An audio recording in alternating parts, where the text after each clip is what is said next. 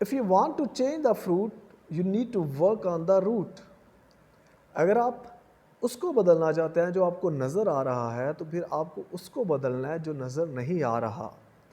جو نظر آ رہا ہوتا ہے وہ آپ کے نتائج ہیں، میرے نتائج ہیں، ہمارے نتائج ہیں، یہ ہمیں نظر آ رہے ہوتے ہیں.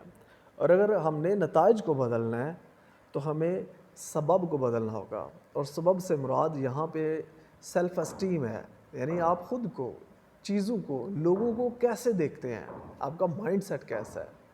ایک انسان جو خود پہ شک کرتا ہے وہ زندگی میں لڑکھڑا جاتا ہے.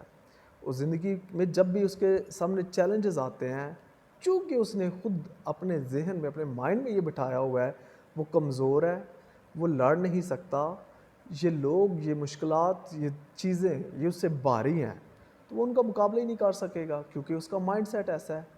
لیکن ایک دوسرا انسان ہے، وہ کہیں اپنا مائنڈ سیٹ اس طرح سے کریٹ کر لیتا ہے کہ یہ زندگی ہے، اس کے اندر پرابلمس، مشکلات، چیلنجز آتے رہیں گے، تو میں وقتی طور پہ گر بھی سکتا ہوں لیکن مجھے پھر اٹھنا ہے، مجھے ان کا مقابلہ کرنا ہے، مجھے ہار نہیں ماننی، مجھے ڈیمورلائز نہیں ہونا.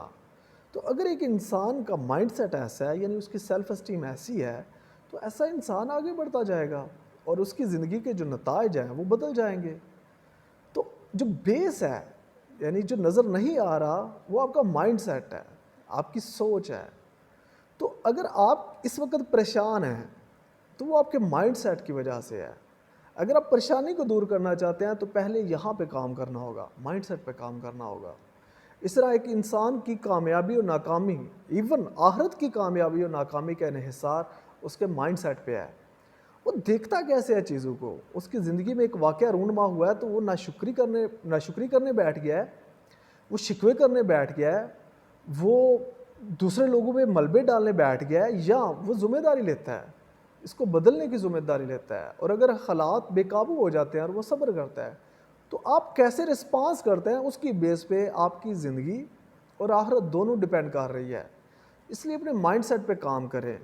آپ کی جو سوچ ہوتی ہے، ہر ایک سوچ کے ساتھ احساس ہوتا ہے، اور احساس آپ کی باڈی کی لینگویج ہوتی ہے.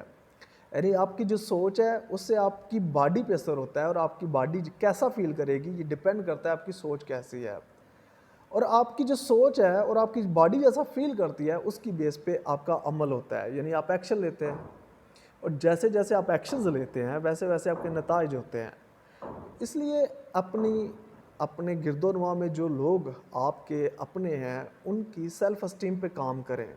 سب سے پہلے اپنی سیلف اسٹیم پہ کام کریں، اپنے مائنڈ سیٹ پہ کام کریں، اور وہ مائنڈ سیٹ اپنائیں جو آپ کو سرخرو کرے، نہ صرف دنیا میں بلکہ آخرت میں بھی سرخرو کرے. السلام علیکم.